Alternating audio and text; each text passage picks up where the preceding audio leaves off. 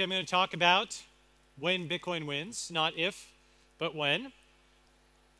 So, what actually will happen when Bitcoin wins? I'm going to go through basically several different aspects of it in some scenarios. So, when Bitcoin wins, it ends the Fed. And what does that mean? When Bitcoin wins, the Fed loses control. The Fed is actually not just the central bank of the United States, but it controls many other banks, central banks worldwide, from Japan to Canada to the UK. And then those then in turn control banking licenses, and they can freeze and seize funds, and of course they can print money. And Bitcoin exists outside the Fed's video game. Okay, so the Fed can freeze and seize everything within this network of banks, but it can't freeze and seize Bitcoin. It can't introduce 21 million plus, more than the 21 million Bitcoin. So when Bitcoin wins, the Fed, further? Yep. When Bitcoin wins, the Fed loses root control, okay? And the counterattack on this is when Bitcoin wins, real estate falls in real terms. And people stop actually, using houses as an investment, and they invest in Bitcoin. They hold Bitcoin, really they store value in Bitcoin. In houses, apartments, that's for utility. So when Bitcoin wins, fiat also faces global competition. When Bitcoin wins, fiat billionaires get flipped.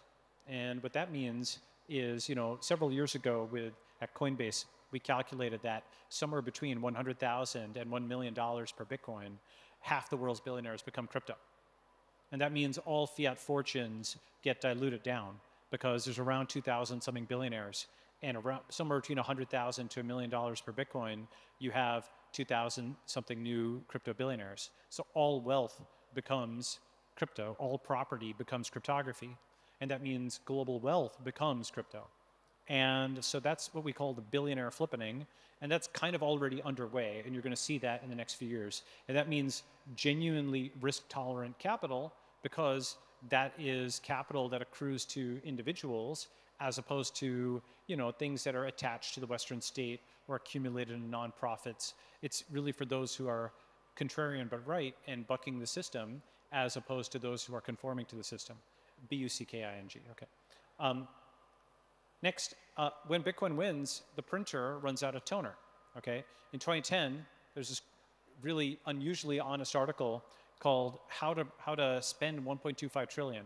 And NPR, unusually, uncommonly at the time, admitted that the Fed had a unique power. It could just print $1 trillion out of thin air.